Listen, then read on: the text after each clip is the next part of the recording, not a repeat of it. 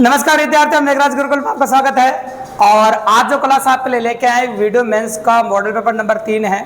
तो इससे पहले 2 मॉडल पेपर आपको सोल्व करा चुके हैं। वीडियो मेंस का जो एग्जाम आपको नवंबर में आने वाला है तो उसका तीसरा मॉडल पेपर हम आपके लिए लेके आए हैं। देखो, सबसे इंपॉर्टेंट बात है, एग्जाम जब नज़दीक होता है तो उसके आसपास अगर आप मॉडल पेपर्स की तैयारी कर लेते हैं, मॉडल पेपर देख लेते हैं तो बहुत अच्छा रहता है। और उसी पैटर्न पेपर लेके आपके लिए लेके आए हैं, सबसे खास और इंपॉर्टेंट बात है। तो मॉडल पेपर नंबर 3 है वीडियो मेंस 2025 के लिए। इसमें कंप्लीटली पैटर्न है, 30 नंबर के 24 क्वेश्चन है मैथमेटिक्स के। अगर एंड तक वॉच करते हैं तो बहुत मजा आने वाला है। और एंड में ऐसे ऐसे शानदार क्वेश्चन आपको देखने को मिलेंगे, पीआई के साथ और एमसीक्यू के साथ, with concept, with trick analysis. बहुत जबरदस्त एनालिसिस होने वाला, बहुत मजा आने वाला है आपको। हर चैप्टर से क्वेश्चन इंक्लूड किया गया है ताकि बहुत मजा आए आपको। चलो शुरुआत करते हैं अपन। शुरुआत में जो क्वेश्चन लिया गया है सेम इसी पैटर्न पे। ये क्वेश्चन कई एग्जाम में पुटअप हो चुका है, लेकिन हाल ही में हुए चतुर्श्रेणी के एग्जाम में भी ऐसा पैटर्न पॉसिबल हुआ है, तो आगे ग्राम सेवक में चांस बनते हैं इसके। तो ऐसा पैटर्न अपन ने भी लिया आपके सामने। तो जब भी कभी इस प्रकार का प्रश्न दिखाई देना, आपको घबराने की बिल्कुल जरूरत नहीं है। आपको करना क्या, जगह पे काट देना है। वहां पर आप देखो 10 से काट सकते हैं इसको। ये 5 बार कट जाएगा आपका, ये 3 बार कट जाएगा, क्योंकि काका मतलब गुणा होता है। 5 को अंदर गुणा कर देंगे तो हो जाएगा आपका 5a माइनस 5b। 3 को अंदर गुणा कर देंगे 3a प्लस 3b। ये काम आपको करके देना है। अब आपको क्या करना, 3a उधर ले जाना है तो माइनस का हो जाएगा, 2a बचेगा। और 5b इधर प्लस का हो जाएगा तो 8b हो जाएगा। ये 8b हो जाएगा आपका। इस प्रकार से 8b ले लेते हैं, 8b हो गया। अब a के नीचे b को घुमा दो ऐसे, और 2 से काट दीजिए ये 4 बार। ठीक है, a के नीचे b को घुमा दो तो आपका होगा a बटा b बराबर 4/1। इस प्रकार से पॉसिबल है। मतलब अनुपात में हम कहते हैं जिसके सामने जो लिखा होता है उसी का मान है। तो a का मान आप 4 मान सकते हैं, b का मान आप 1 मान सकते हैं। अब आपसे क्या कह रहे थे कुछ सुनो। तो b a का कितना प्रतिशत है, क्यों बोला b a का कितना प्रतिशत है, b a का कितना प्रतिशत है। जिसको पहला बोला जाए उसको ऊपर लिखो, b को पहले बोला उसको ऊपर लिखो, जिसको बाद में बोला जाए उसको नीचे लिखो, a लिखा है। हर गुणा में परसेंट बदलने के लिए हम 100% से गुणा करते हैं, यह आप भली बाती तरीके से जानते हैं। 4 से हम काट दें 25 बार तो एग्जैक्टली आंसर हो गया आपका 25%। आंसर कितना हो जाएगा आपका 25%, मतलब 25% आपका आंसर हो जाएगा पहले क्वेश्चन का, जो क्वेश्चन प्रतिशत से पूछा गया है। बिल्कुल सिंपल एनालिसिस है। ऐसा क्वेश्चन चतुर्श्रेणी एग्जाम में पूछा गया था भाई। अब आ जाता है क्वेश्चन नंबर 2 पे। चलिए, क्वेश्चन नंबर 2 भी प्रतिशत का क्वेश्चन है, बहुत प्यारा सवाल है। इसकी पॉसिबिलिटी भी एग्जाम में कई बार देखने को मिली है। देखो सुनो, श्री गिरधर घरेलू चीजों पर अपनी मासिक आय का 50% खर्च करता है और शेष में से 50% परिवहन, 25% मनोरंजन पर और 10% खेलकूद पर खर्च करता है। तो ये समझ लो कि इन सब में कॉमा लग रहा है, मतलब तीनों खर्चे एक साथ किए गए हैं। अगर हम तीनों खर्चों को इंक्लूड करें तो 85% खर्चा हो रहा है। ये देखो, तो 85% जो खर्चा है ना वो एक साथ किया गया है। और आप अच्छी तरह जानते हैं, पर जब निकालते हैं तो हम कहते हैं आय बचत बराबर आय। ये देखो ऐसे लिखते हैं जब शेष का शब्द का इस्तेमाल करता है, क्योंकि आप नोटिस कर रहे हैं ये शेष शब्द का इस्तेमाल किया है। यहाँ पर देखो आप जब शेष शब्द का इस्तेमाल करें तो इसका प्रयोग करते हैं अपन बचत आय। पहला खर्चा लिखते हैं अपन, ये पहला खर्चा लिखा अपन ने। खर्चा हमेशा माइनस में होता है, 100 माइनस x/100। और दूसरा खर्चा 100 माइनस y/100।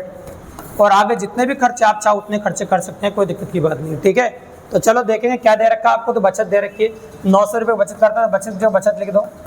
इस बार आय नहीं दिया आपको तो आय निकालेंगे अपन। आय पूछिए आपसे मासिक आय।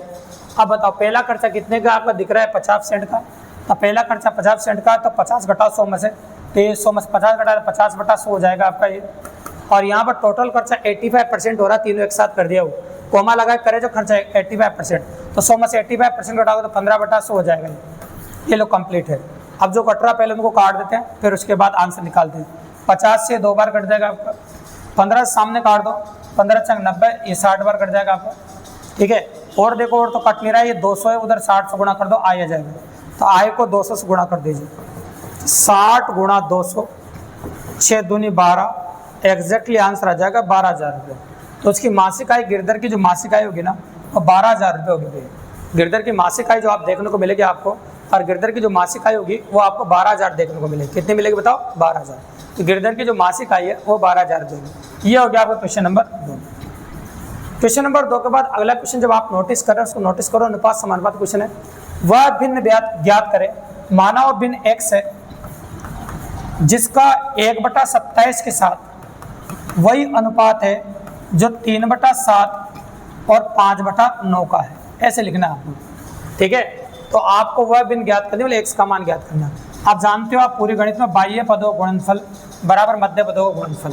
तो पहले बाह्य पद गुणा कर देते हैं x गुणा 5/9, फिर मध्य पद गुणा कर देते हैं 1/27 और 3/7। तो बाह्य पदों गुणनफल बराबर मध्य पदों का गुणनफल इस प्रकार से पॉसिबल है। चलो काट दीजिएगा, 9 तिया 27 और 3 से 3 कटिए। अब 5 को नीचे घुमा देना आप, जिसमें वह भिन्न आ जाएगा।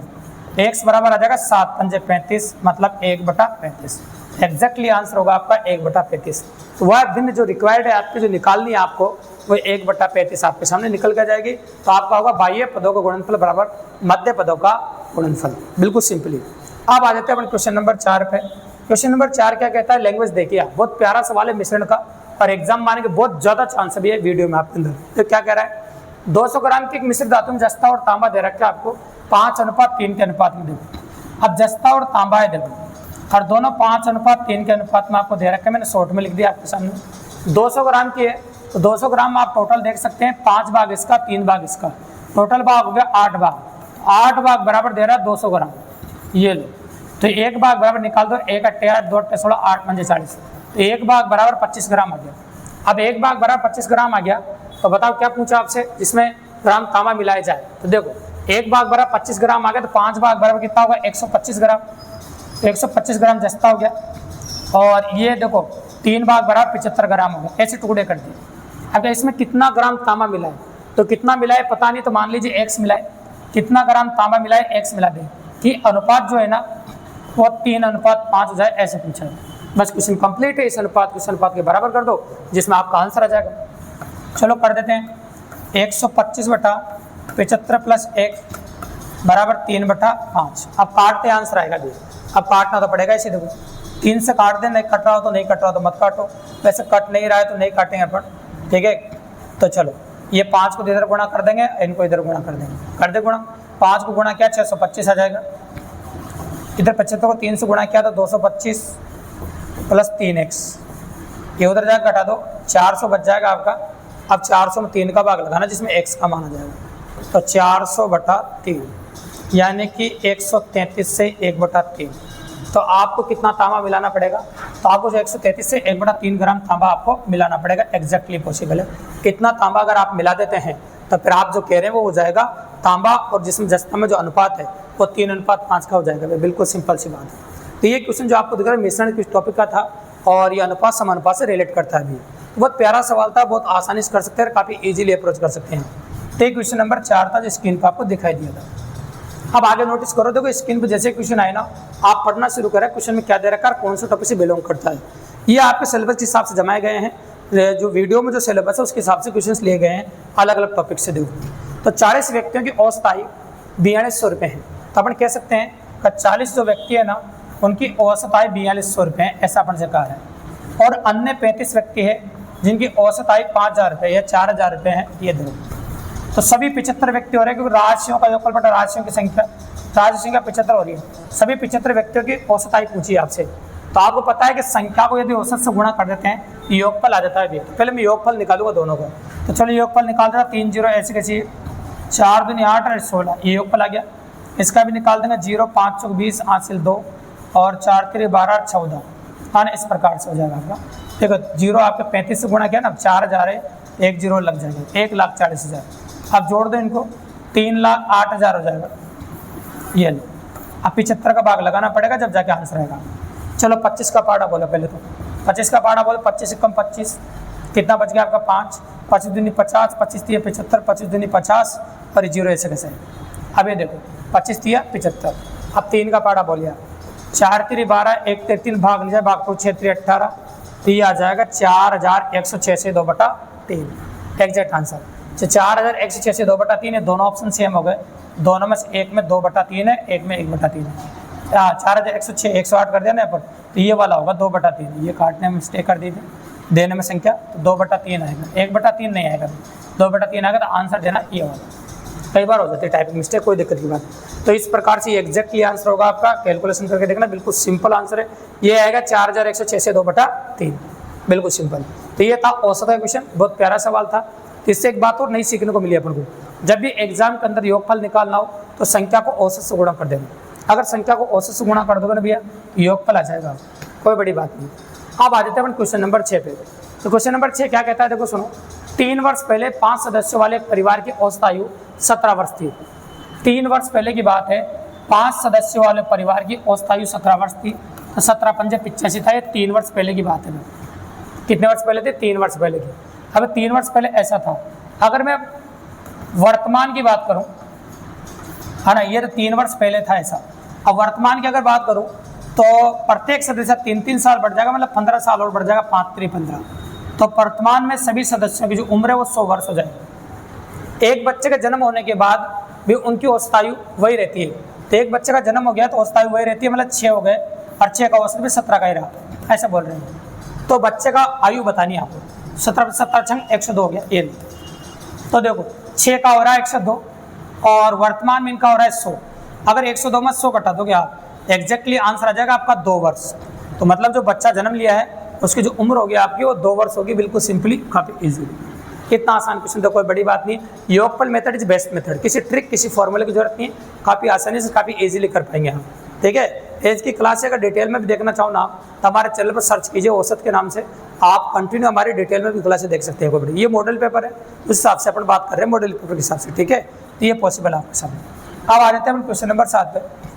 क्वेश्चन नंबर 7 जो दिखाई दे रहा है आपको, साधारण ब्याज का क्वेश्चन, अगर आप गौर से देखेंगे, देखो साधारण ब्याज किस वार्षिक दर पर किसी धन का 10 वर्ष का ब्याज उस धन का 2/5 होगा। देखो साधारण ब्याज किस वार्षिक दर पर किसी धन का 10 वर्ष का ब्याज उस धन का 2/5 होगा। उस धन का क्या होगा बताओ? 2/5 होगा, ऐसे आपसे बोला। तो देखो, तो साधारण ब्याज की किस दर से उस धन दर पूछी आपसे, और उस धन का 2/5 होगा साधारण ब्याज। तो देखो आपको इसके लिए मैं वेरिएंट बताता हूँ, RT बराबर A/B इंटू सूत्र। जब साधारण ब्याज मूलधन का A/B हो जाए तो ये अप्लाई करते हैं भी। ठीक है, जहाँ R तो आपसे पूछा ही है और T का मान 10 है, A/B का मान 2/5 है, और गुणा हो गया आपका 100।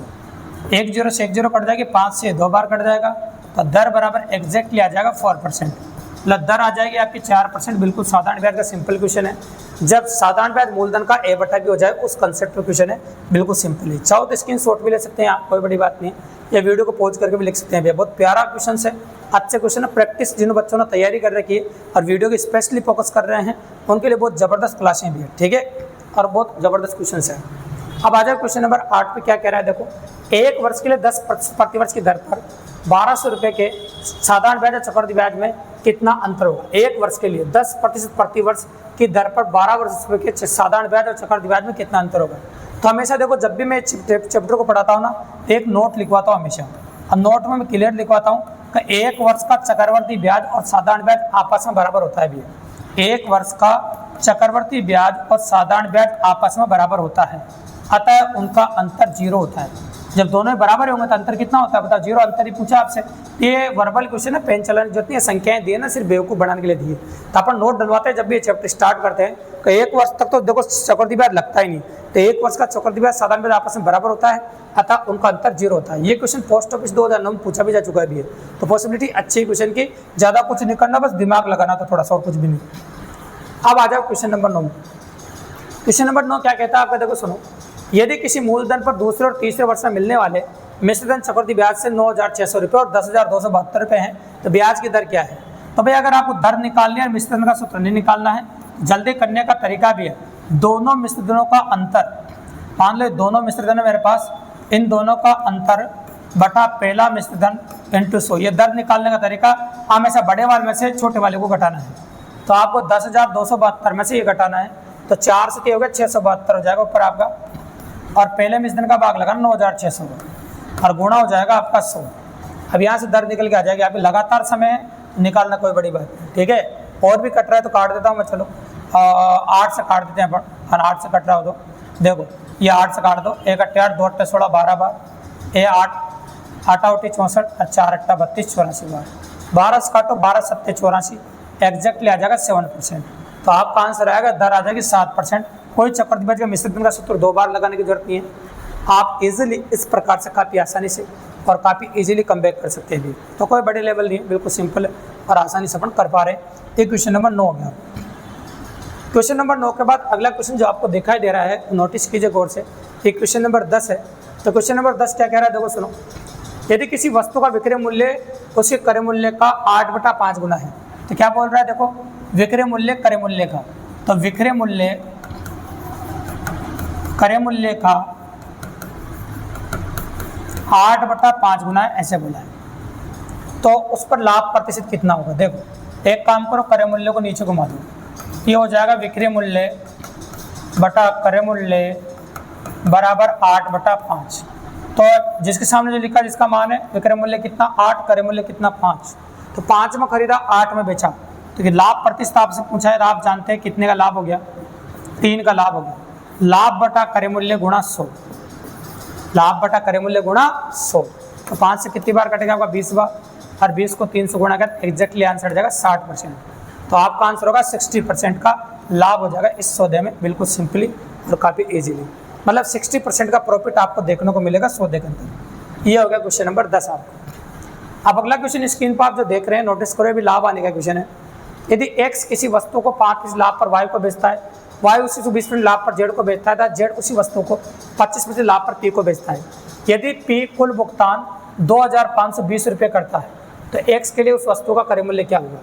तो x के लिए पूछा है भी आपसे, मतलब ये समझ लो कि आपसे पहले व्यक्ति का पूछा है, हाँ पहले व्यक्ति का दिए नहीं यहाँ पर, ठीक है, और पहले व्यक्ति से निकालना पड़ता है, पहले व्यक्ति का पूछा है, अंतिम व्यक्ति का दे दिया भी, तो अंतिम व्यक्ति का लिखो 2520, पहले व्यक्ति का पता नहीं है, x का x लिखो, लाभ हो तो 100 में जोड़ के लिखो, और हानि तो 100 में से घटा के लिखो।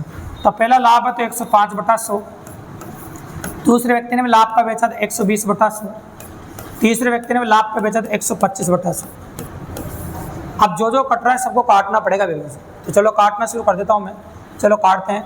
देखो एक जीरो से तो मैंने एक जीरो काट दी, जीरो काटना जरूरी था। 25 से 5 बार, ये 4 बार, ठीक है, और काटेंगे यहाँ पर 4 से काटो 3 बार, काटते जाते हैं जितना कट जाए उतना। तो 5 से 21 बार और ये 20 बार, तो 21 बार कट गया, ये 20 बार कट गया।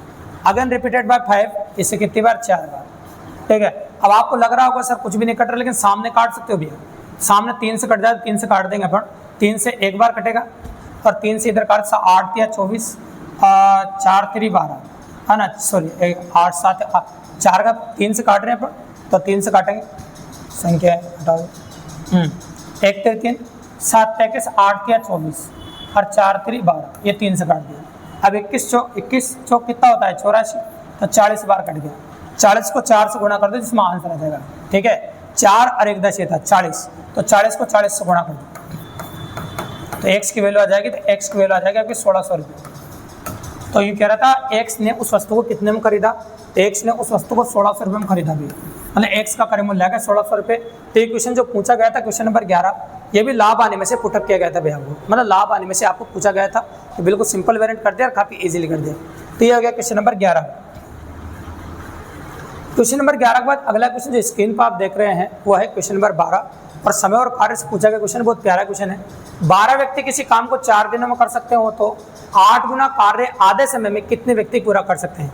तो भैया जो कंसेप्ट है वो ये है आपका m1d1/w1 बराबर m2d2/w2, ये mdh के ऊपर क्वेश्चन है भैया, ठीक है, हम जो mdh पढ़ाते हैं उसके ऊपर क्वेश्चन है। तो शुरुआत में कितने आदमी थे भैया, तो शुरुआत में 12 आदमी थे, 12 आदमी ने कितने दिन तक काम किया, 4 दिन तक, और 4 दिन तक काम करने के बाद क्या किया उन्होंने, 12 व्यक्ति इस कार्य को 4 दिनों में कर सकते हैं। तो देखो एक काम मान दो, एक काम किया उन्होंने 4 दिन में, ठीक है। अब क्या बोल रहा, उससे 8 गुना तो काम है, तो W तो वहाँ 1 था, तो यहाँ कितना हो गया 8 गुना काम हो गया। आगे बोला 8 गुना आधे समय में, तो समय कितना लग रहा था बताओ, 4 दिन लग रहा था, तो आधा समय कितना होगा 2 दिन। कितने व्यक्ति कर सकते हैं मुझे पता नहीं, m मान लो, तो जो जो उसने घटाने के बोला वो घटा दिया अपन ने। अब आपसे पूछा कितने आदमी कर सकते हैं, तो चलो काटना शुरू कर देते, गौर से देखिएगा आप, ये 4 बार कट जाएगा इससे, और तो आगे कटेगा नहीं।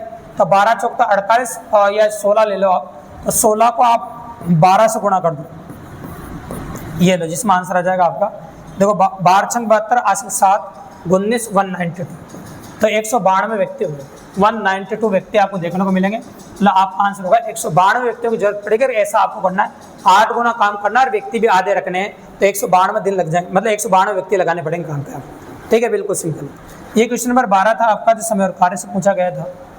अब अगला क्वेश्चन देखो भैया, क्वेश्चन नंबर 13 जो स्क्रीन पर आप नोटिस कर रहे हैं, उसको गौर से देखो।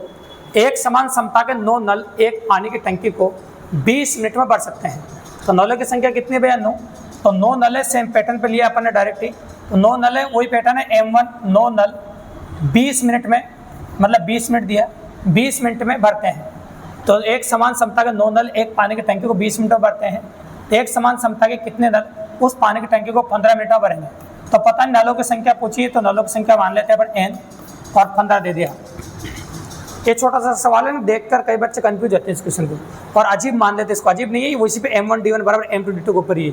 तो ये थोड़ा सा क्वेश्चन की लैंग्वेज बहुत प्यारी, बस 5 से काटो 3 बार, ये 4 बार काट दिया, और 3 से काट दो आप 3 बार, तो ये आ जाएगा आपका 12। कितने नल चाहिए आपको, एक समान क्षमता के 12 नल चाहिए, तो है ना। तो आप 15 मिनट में भर देंगे 12 नल, ठीक है। तो एग्जैक्ट पॉसिबिलिटी क्वेश्चन नंबर 13। ये जो स्क्रीन पर दिया गया क्वेश्चन था वह क्वेश्चन नंबर 13 था, करेक्ट है। अब आ जाते हैं क्वेश्चन नंबर 14 पर। समय चाल दूरी, इस क्वेश्चन में नोटिस करो गौर से। दो व्यक्ति एक जगह से निकल क्रम से 4 किलोमीटर प्रति घंटा और 4.5 किलोमीटर प्रति घंटा दर से चलते हैं। दोनों में 8.5 किलोमीटर दूरी का फासला होने के लिए एक दिशा में चलते समय कितना समय लगेगा। एक ही दिशा में जा रहे हैं भैया और समय पूछा आपसे, और आप जानते हैं समय बराबर क्या होता है, दूरी बटा चालों का अंतर। एक ही दिशा में जाने पर चालों का अंतर होता है भैया, और दोनों के बीच में फासला भी दे रखा है, तो फासला निकालने की जरूरत नहीं है। 8.5 किलोमीटर दे रखा है, और दोनों चालों का जो अंतर है वो कितना आ जाएगा, 0.5 आ जाएगा भैया, क्योंकि 4.5 में से 4 घटाओगे तो 0.5 आएगा भैया, है ना। अब समय निकाल सकते हो आप, कोई बड़ी बात नहीं। तो समय निकालना कोई बड़ी बात नहीं, आपको 0.5 देखो कट ही जाएगा आपका, है ना। पॉइंट तो पॉइंट कट जाएगा, 17 पंजे 85 हो जाएगा। तो एग्जैक्टली समय आएगा आपका वो 17 घंटे आ जाएगा। कितना जाएगा आपका, 17 घंटे। तो अगर आपने सीखा है, क्लास अच्छे से पढ़ी है, तो एक लाइन का सवाल है, कोई बड़ी बात नहीं, भले लैंग्वेज जितनी दे रखी है, पर एक लाइन का कोई डायग्राम वगैरह बनाने की जरूरत नहीं, बिल्कुल सिंपली कर सकते हैं। ये क्वेश्चन नंबर 14 हो गया आपको, ठीक है।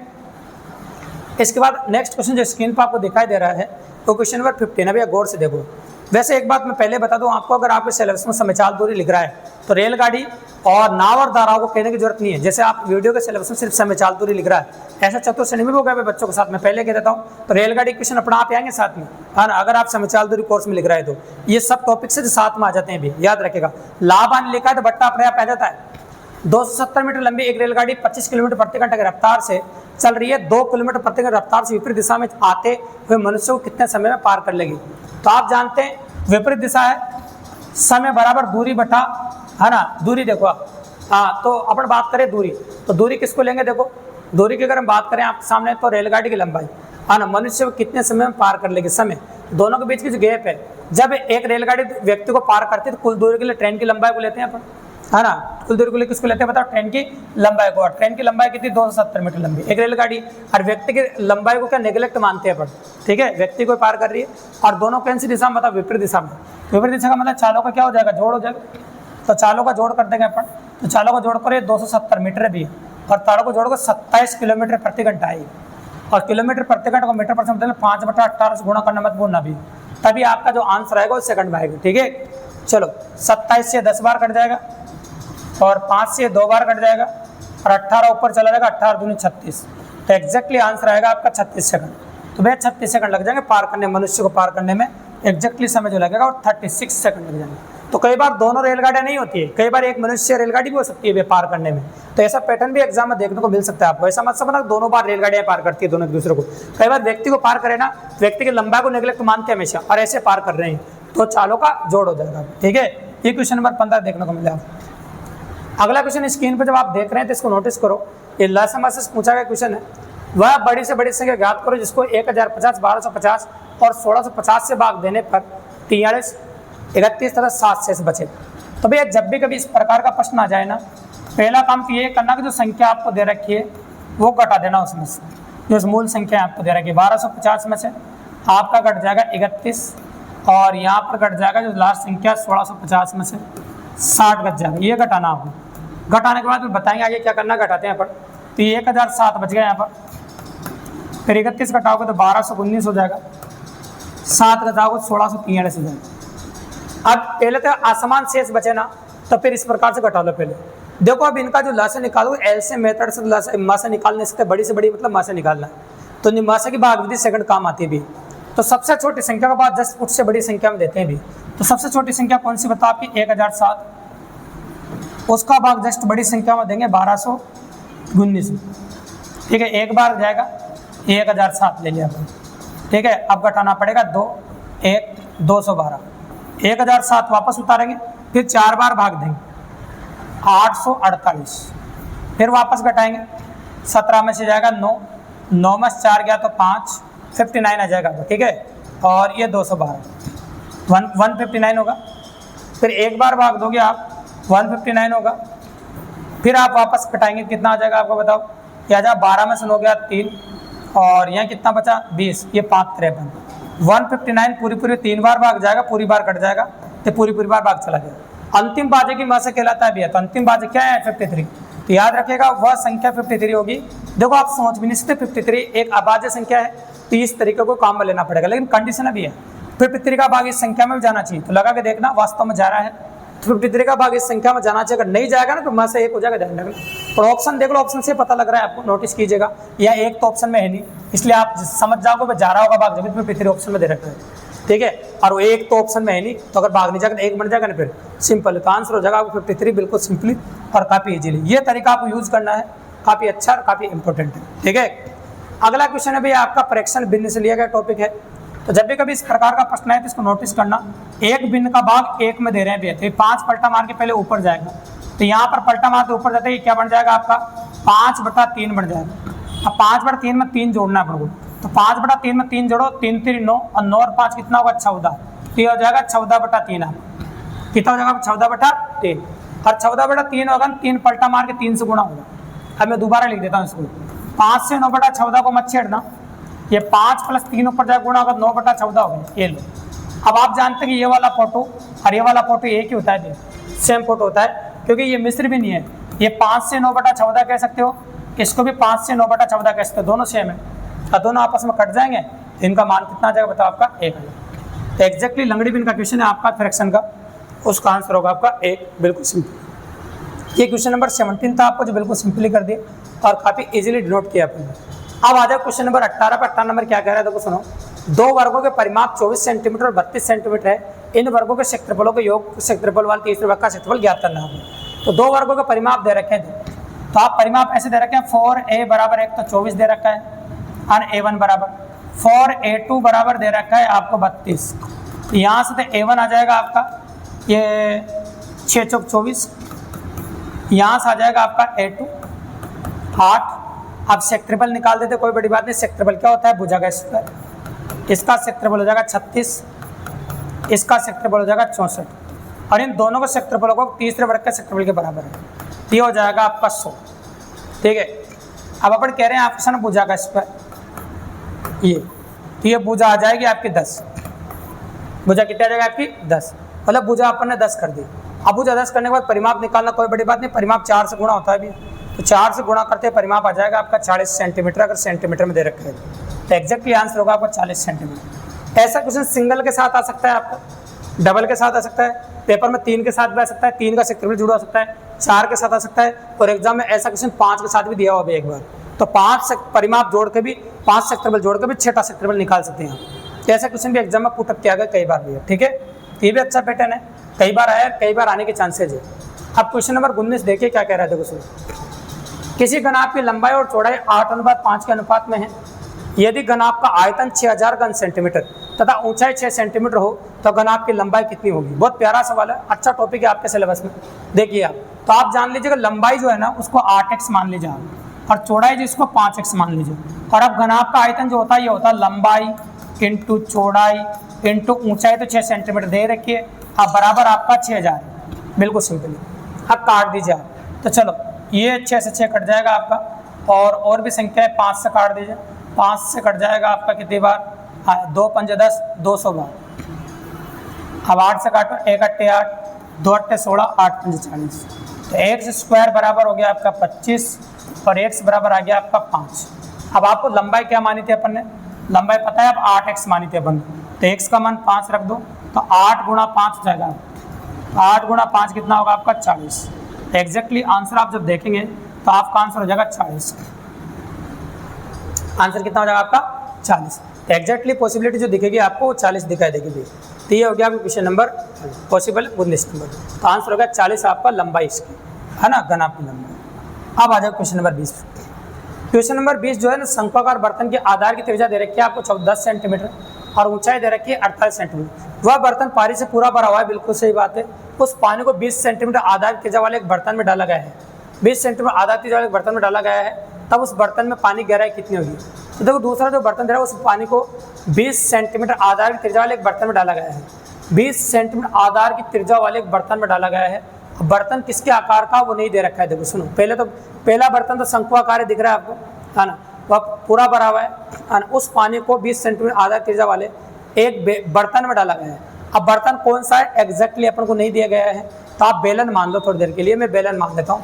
बेलनाकार बर्तन, कौन से बर्तन डाला गया है? बेलनाकार बर्तन ले लेता हूँ। मैं बेलनाकार बर्तन लेता हूँ, एडिशनल कर देता हूँ थोड़ा सा, ठीक है। बेलनाकार बर्तन में डाला गया है, तब बर्तन की पानी गहराई कितनी होगी?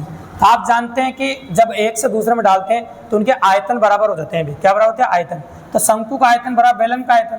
शंकु का आयतन 1/3 पाई आर स्क्वायर एच।